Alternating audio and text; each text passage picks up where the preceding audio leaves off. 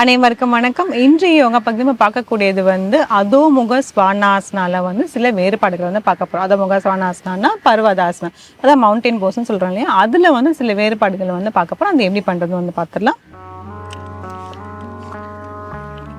முதல்ல வஜ்ராசனம்.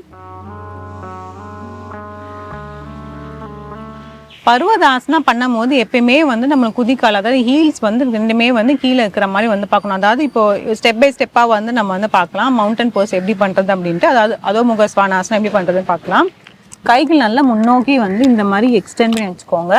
அதுக்கப்புறம் கைகள் இப்படி வச்சு கால்கள் இப்படி டோ டக்குன்னு சொல்லுவோம். டோ டக் பண்ணிவிட்டு அப்படியே பொறுமையாக இப்படி நீ ஸ்ட்ரெயிட்டன் பண்ணி இப்படி வரணும். பின்னோக்கி போகும்போது நம்மளோட குதிக்கால் நல்லாவே கீழே வந்துடும்.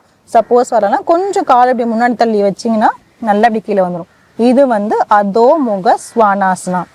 இதில் இப்போ ஒரு வேறுபாடு என்ன பண்ணுறோன்னா, கால் கொஞ்சம் முன்னோக்கி தள்ளி வச்சுக்கலாம்.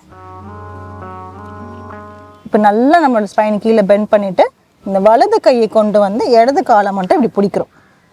இதே சில வினாடிகள்.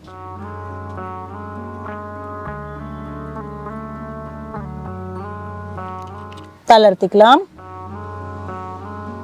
இப்போ இடது கையை கொண்டு வலது காலை இப்படி பிடிக்க போறோம்.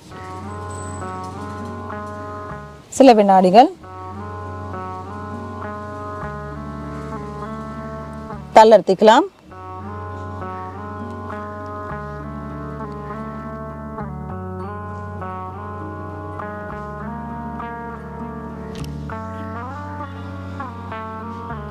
தளர்த்திக்கும் போது இந்த மாதிரி பாலாசனால இருந்தோம்னா அதுக்கு நம்ம உடனே ரிலாக்ஸேஷன் போஸ் போவோம். ஏன்னா சில பேர் இந்த குனிஞ்சிட்டே இருக்கிறதுனால சில பேருக்கு கொஞ்சம் தலை சுத்துற மாதிரி இருக்கலாம், இல்லை ஒரு மாதிரி இருக்கும். அதுக்காக உடனே நம்ம இந்த ரிலாக்ஸேஷன் போஸ் பண்ணிடணும். இதுலேயே அடுத்த வேறுபாடு என்னன்னா, கைகள் ரெண்டுமே கீழே இருக்கும். ஒரு காலை மட்டும் நம்ம பெண்ட் பண்ணி வைக்க போகிறோம். அதே மாதிரி பர்வதாசனா போயிடலாம்.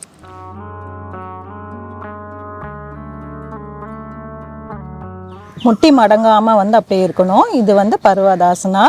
இதில் ஒரு காலை இப்படி மடக்கி ரெண்டு முட்டியுமே நேர்நிலையில் வச்சு நல்லா இப்படி பெண்ட் பண்ணும். சில வினாடிகள்.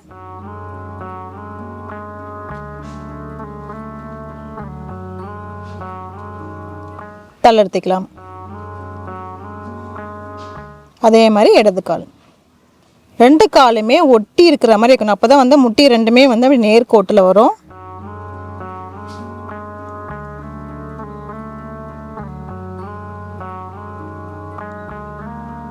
தளர்த்திக்கலாம்.